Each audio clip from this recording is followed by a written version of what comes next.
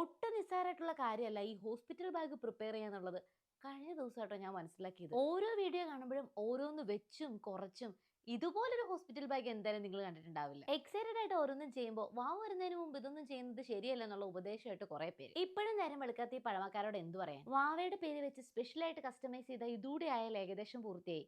അപ്പൊ ആ ഒരു എക്സൈറ്റ്മെന്റിൽ ഫിറോസിക്കാനെ പോലെ ചുവന്നുകൊണ്ട് വരുന്ന അപ്പനെ കണ്ടില്ലേ.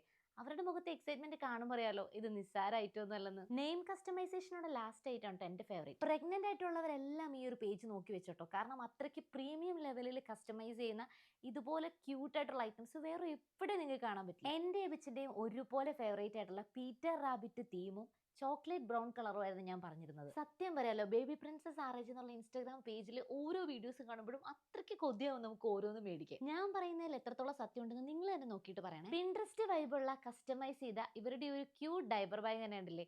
10 പോക്കറ്റ്സ് ഉള്ള നല്ല സോഫ്റ്റ് മെറ്റീരിയൽ കൊണ്ട് ക്രിയേറ്റ് ചെയ്തിരിക്കുന്ന ഈ ഒരു ബാഗ് മാത്രം മതി അവയുടെ എല്ലാ സാധനങ്ങളും വെക്കാൻ. ഓരോരുത്തരുടെയും യുണീക് ടേസ്റ്റ് അനുസരിച്ച് പറയുന്ന കളറിൽ പറയുന്ന തീമില് നെയിം പേഴ്സണലൈസേഷൻ എംബ്രോയിഡറി തുടങ്ങിയ എല്ലാ വർക്കും ഈ ഒരു പേജ് ചെയ്തു കൊടുക്കും. ഞാനും എവിച്ചനും ഒരുമിച്ച് ഡിസൈഡ് ചെയ്ത വാവയുടെ ഫസ്റ്റ് ലെറ്റർ കൊണ്ട് കസ്റ്റമൈസ് ചെയ്ത ഈ ഒരു ന്യൂ ബോൺ വെൽക്കം ഔട്ട്ഫിറ്റ് ആണ് എന്റെ എവിച്ചിന്റെയും ഫേവറേറ്റ്. ഫസ്റ്റ് അറ്റംപ്റ്റ് സക്സസ് ആയതുകൊണ്ട് തന്നെ ഹൈ ക്വാളിറ്റി ബേബി ബെഡിങ് ഞാൻ വീണ്ടും 1 മന്ത് ബിഫോർ ഓർഡർ ചെയ്ത UAE യിലും ഓൾ ഇന്ത്യയിലും പ്രൊഡക്ട്സ് അവൈലബിൾ ആണ്. നെയിം ഗസ് ചെയ്യണേ.